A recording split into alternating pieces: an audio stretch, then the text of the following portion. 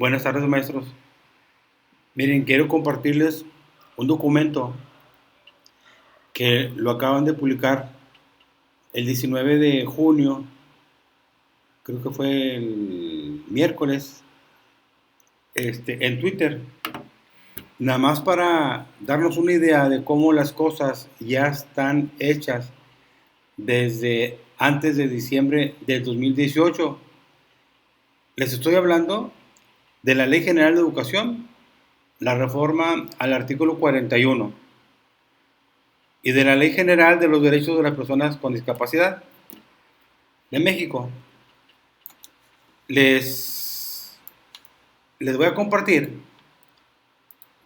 que en Twitter viene esto. Dice, esto pasó en octubre del 2018. Ya se sabía sobre el destino de educación especial y los cambios a las leyes. Artículo 41 de la Ley General de Educación y la Ley General de Inclusión de las Personas con Discapacidad. Lo publica el compañero, el doctor Yadiar Julián.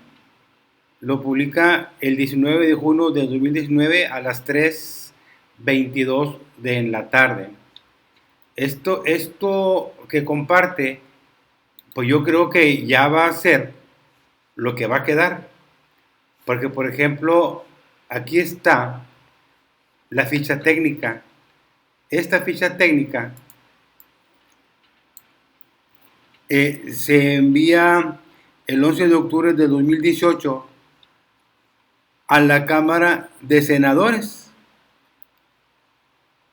Y el asunto y objetivo dice así: proyecto de dictamen de la iniciativa con proyecto de decreto por el que reforma diversas disposiciones de la Ley General para la Inclusión de las Personas con Discapacidad y de la Ley General de Educación con el objetivo de reconocer el derecho a la educación inclusiva en todos los niveles de la educación dirigida a las personas con discapacidad, a cargo de la senadora Claudia Edith Anaya Mota. El 6 de diciembre de 2018, ustedes lo pueden ver aquí, dice, quedóse primera lectura. Ya le dieron lectura desde el 6 de diciembre de 2018. La reforma del artículo tercero la hicieron después de haber hecho esta reforma a la Ley General de Educación, artículo 41, y a la Ley General para la Inclusión de las Personas con Discapacidad. Pero tenían que esperarse a hacer primero la reforma del artículo tercero y después hablar de las leyes secundarias, de la reforma educativa. Y una de las leyes secundarias, pues es esta, la de la Ley General de Educación, artículo 41. Da risa, porque hay compañeros que ya están ahorita haciendo foros para propuestas, para las leyes secundarias de la reforma educativa, y el sindicato anda haciendo tantas reuniones. Los únicos que se miran ahí son los mismos de los comités seccionales de todas las secciones que pertenecen a cada una de las regiones. Pero bueno, esto ya está hecho. Esto ya está quedado en la primera lectura. Yo creo que cuando se haga la segunda lectura es cuando esto ya va a quedar definido, y para mí que va a quedar como ya está el texto, porque concuerda fielmente con la reforma del artículo tercero, inciso 2, párrafo 2, inciso F. No voy a extenderme mucho, nada más les doy la información de que esto ya está hecho. Ni para qué hacer foros, ni para qué hacer consultas, ni para qué hacer tanto circo, porque esto ya está trabajado. Y está trabajado desde antes de la reforma del artículo tercero. Y tenían que empatar el artículo tercero con lo que decían estas dos leyes. Pues si le quieren llamar secundarias. Pero bueno, así está el asunto. Lo que les quiero compartir es que después de esta ficha técnica viene el saludo a la honorable asamblea, la metodología del dictamen, vienen antecedentes, objetivos de descripción de la iniciativa, y luego viene viene aquí la Ley General para la Inclusión de las Personas con Discapacidad, viene el texto vigente y el texto propuesto.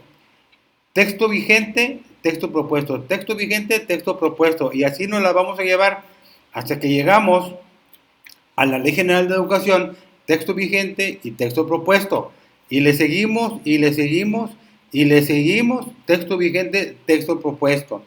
Y luego ya viene algunas consideraciones, pero lo más importante de esto es que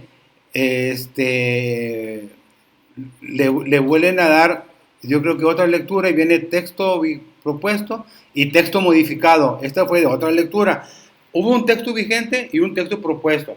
Y luego, como que en otra revisión hicieron texto propuesto y texto modificado.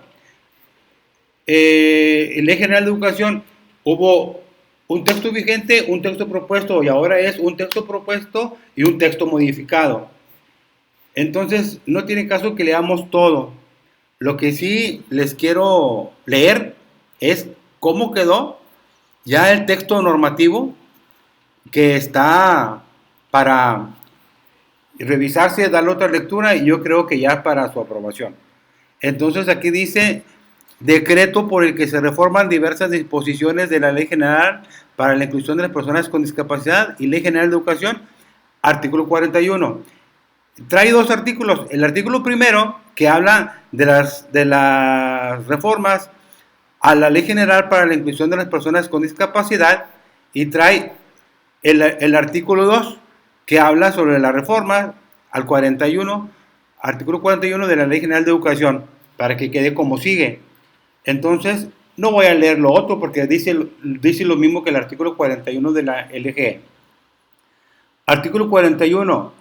La educación inclusiva es el derecho que tiene todo alumno, independiente del tipo de discapacidad, aptitudes sobresalientes, talentos específicos o necesidades especiales que tenga, a acceder a la educación regular mediante el respeto a su bienestar, la valoración de su dignidad, autonomía inherentes y el reconocimiento de sus necesidades y su capacidad efectiva de incluirse en la sociedad y contribuir a ella. Bueno, dice: la educación inclusiva debe considerar a la accesibilidad como el principio rector para asegurar el acceso pleno y con la menor restricción posible a la comunidad escolar y el aula para las personas con discapacidad. De igual forma, protege y promueve el derecho a solicitar ajustes razonables, de acuerdo con lo estipulado en la Ley General para la Inclusión de las Personas con Discapacidad. Primero fue la Ley General para la Inclusión de las Personas con Discapacidad, y luego fue la reforma del artículo 41 de la Ley General de Educación. Atenderá a los educandos de manera adecuada a sus propias condiciones, estilos y ritmos de aprendizaje en un contexto educativo incluyente que se debe basar en los principios de respeto, equidad, no discriminación, igualdad sustantiva y perspectiva de género. La educación especial, esto sí llama la atención, es un esquema auxiliar de la educación inclusiva, de carácter temporal, optativo, voluntario y excepcional, para atender las necesidades especiales de alumnos con discapacidad, así como aquellos con aptitudes sobresalientes o talentos específicos, con la finalidad de incorporarlos a la educación regular. Su aplicación deberá ser proporcional a las necesidades educativas de cada alumno, definiendo en la medida de lo posible su incorporación al aula regular, manteniendo la posibilidad de reincorporación a la educación especial, de común acuerdo con los padres o tutores o cuidadores del alumno, y definiendo su temporalidad y alcance. Lo que yo alcanzo a entender es que su aplicación deberá ser proporcional a las necesidades educativas a cada alumno. Es decir, yo tengo un alumno entrando al primer grado al principio del ciclo escolar, para octubre, noviembre, yo ya sé que ya está para integrarse al aula regular, pues lo mando al aula regular. Si estuvo un año o dos y ya sé que va para el aula regular, ya lo preparamos, ya hicimos el trabajo que tenemos que hacer, bueno, pues lo integramos. Pero aquí dice bien claro, manteniendo la posibilidad de reincorporación a la educación especial, de común acuerdo con los padres, tutores o cuidadores, etc. No sé si esto quiere decir que si el alumno está en la escuela especial, se va al aula regular, y luego no se le da la atención que se requiere o que merece, no se satisfacen pues necesidades educativas especiales o no se eliminaron las barreras para el aprendizaje y la participación, pues regresa a la escuela especial. Esto sí está como para pensarse y para discutirse. Dice, no, dice, se favorecerá la incorporación de los alumnos con discapacidad a los planteles de educación básica, sin que esto cancele su posibilidad de acceder a las diversas modalidades de educación especial, atendiendo a sus necesidades.